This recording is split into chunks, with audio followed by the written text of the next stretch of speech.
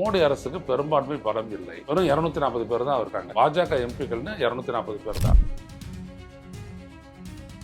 இந்த மறுசீரமைப்பினுடைய அடிப்படை என்ன? எதன அடிப்படை நீங்க செய்ய போறீங்க? ஏன் 50% கூட்டணும்? அதுல என்ன லாஜிக் இருக்குது? எதையுமே மோடி வெளியில சொல்ல மாட்டேங்கிறார்.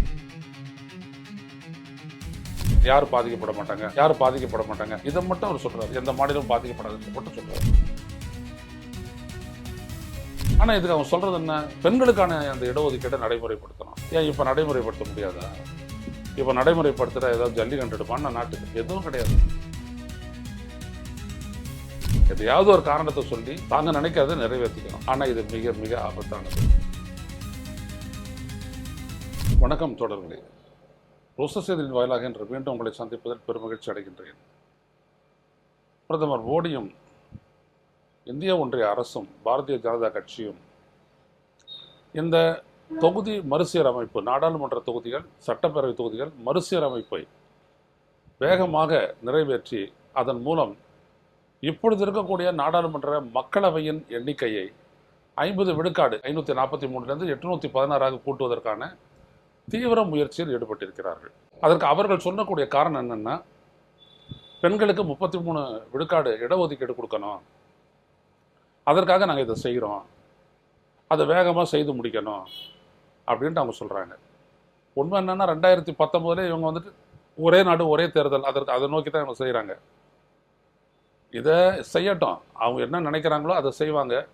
ஆனால் இங்கே என்ன, ஏன் இந்த நேரத்தை அவங்க தேர்ந்தெடுக்கிறாங்க? 29ஆம் தேதி வரைக்கும் தேர்தல் இருக்குது. கடைசியாக மேற்கு வங்கத்தினுடைய 2ஆம் கட்ட தேர்தல் ஏப்ரல் 29ஆம் தேதி வரைக்கும், தமிழ்நாடு 23ஆம் தேதி.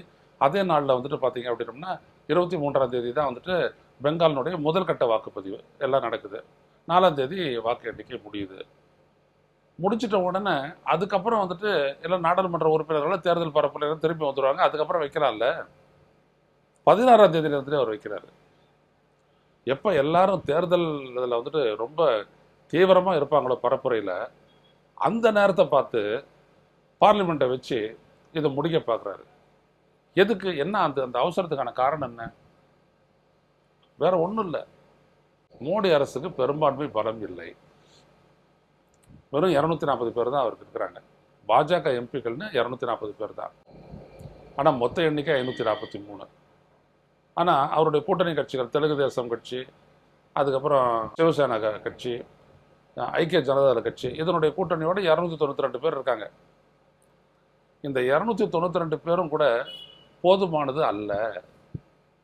ஏன்னா இந்த தொகுதி மறுசீரமைப்பு நடத்துறது தொடர்பான இந்த அமெண்ட்மெண்ட், அதை என்ன அடிப்படையில் செய்யணும்? ஏன்னா பாப்புலேஷன் அடிப்படையில் தான் பாப்புலேஷனுடைய அதிகரிப்பு, அது எந்த அளவுக்கு அதிகரிச்சிருக்கோ அதற்கு ஏற்ற வகையில் தொகுதி மறுசீரமைப்பு செய்யணும் அப்படின்னு சொல்லிட்டு தான் வந்துட்டு கான்ஸ்டிடியூஷன் இருக்கு. இதனால பார்த்தீங்க அப்படின்னோம்னா தென் மாநிலங்கள் மிகப்பெரிய அளவுக்கு பாதிக்கப்படும். இப்போ இருக்கிற எண்ணிக்கை வந்துட்டு கிட்டத்தட்ட 3/2 பங்கு குறையும்.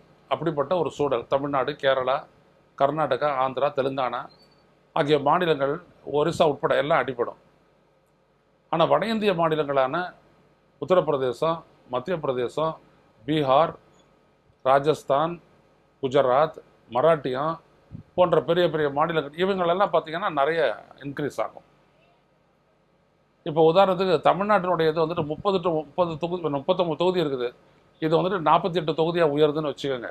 பாப்புலேஷன் வைஸ் ஆக்சுவலாக குறையும்.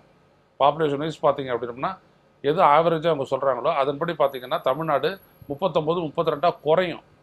ஆனால் உத்தரப்பிரதேசத்துக்கு வந்துட்டு 80 அப்படின்றது வந்துட்டு கிட்டத்தட்ட 120 வரைக்கும் அதிகரிக்கலாம். பீகார் 40ன்றது 60 வரைக்கும் போகலாம். அதெல்லாம் ஏற்கனவே நான் எழுதியிருக்கேன். இதை வந்துட்டு அது அவங்களுக்கு அட்வான்டேஜ். ஏன்னா வட இந்திய கட்சி தான் பிஜேபி அப்படின்றது. வட இந்திய கட்சி தான் என்ன, வட இந்தியாவில் இவிஎம் வச்சு சுலபமாக ஜெயிக்கக்கூடிய வாய்ப்பு இருக்கக்கூடிய ஒரு கட்சி. இவிஎம் தான் அங்கே மெயின்.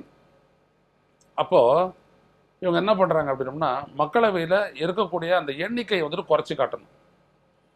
இப்போ இருக்கக்கூடிய எண்ணிக்கையின்படி 3/2 பங்கு. ஏன்னா அரசமைப்பு சட்டத்தை திருத்தணும். இதுக்கேற்ற மாதிரி அரசமைப்பு சட்டப்பிரிவு 83, 160 இதெல்லாம் திருத்தணும் அப்படின்னோம்னா 2/3 பெரும்பான்மை வேணும். 2/3 எப்படி அப்படின்னோம்னா மொத்த எண்ணிக்கை கிடையாது. Those are present and voting, எவ்வளோ பேர் அவையில் இருக்கிறாங்களோ, இருந்து வாக்களிக்கிறாங்களோ அதில் 2/3 இருந்தால் போகிறோம். புரியுதுங்களா? உதாரணத்துக்கு 543 வேண்டாம், 400 பேர் மட்டுமே இருந்தாருன்னா 400ல் வந்துட்டு 2/3 இருந்ததுன்னா போதும், 240 இருந்ததுன்னா போதும். அதுதான் இவங்க கணக்கு போடுறாங்க.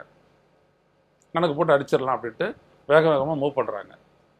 அப்போது இதை தமிழ்நாடு உள்ளிட்ட எல்லா மாநிலங்களும் எதிர்க்கிறாங்க. காரணம் என்ன அப்படின்னம்னா, ஏற்கனவே எண்ணிக்கையில் கம்மியாக இருக்கக்கூடிய நமக்கு வரி பகிர்வில் மிகப்பெரிய வஞ்சனை செய்யப்படுகிறது. இது மேலும் குறைச்சிட்டாங்க அப்படின்னம்னா, நம்மளை கண்டுக்காமலே நம்மளுடைய ஆதரவு எந்த விதத்திலும் இல்லாமலேயே வட இந்தியாவிலிருந்து தேர்ந்தெடுக்கப்படக்கூடிய நாடாளுமன்ற உறுப்பினர்களை வச்சு ஆட்சி அமைக்கக்கூடிய அளவிற்கு ஒரு வழி. அந்த அந்த சிந்தனை தான் இதை இவங்களை வந்துட்டு செயல்பட வைக்குது, மோடி அரசு செயல்பட வைக்குது. ஆக இதில் புரிஞ்சு கொள்ள வேண்டியது என்ன அப்படின்னம்னா, மோடி அரசனுடைய அந்த டைமிங் அப்படின்றது வந்துட்டு எவ்வளோ பெரிய சூழ்ச்சி மிகுந்ததுன்றதை பாருங்கள். இன்றைக்கி ஒவ்வொன்றுக்கும் வந்துட்டு எதிர்கட்சிகள் வந்துட்டு ஒரு ரெசிஸ்டன்ஸ், எதிர்ப்பை காட்டுகிறார்கள். இந்த எதிர்ப்பை இல்லாதது பண்ணணும் அப்படின்னம்னா, இந்த தொகுதி மறுசீரமைப்பு பண்ணிட்டோம் அப்படின்னம்னா முடிஞ்சு போச்சு. அங்கேருந்து அவங்களுக்கு தேவையான 800ல் 415 வந்துடும், 410 415 வந்துடும். அவங்களுக்கு தேவையில்லை. மீதி இருக்கக்கூடிய 400 தேவையில்லை, முடிஞ்சு போச்சு. இல்லை, அவ்வளோதான், விடு.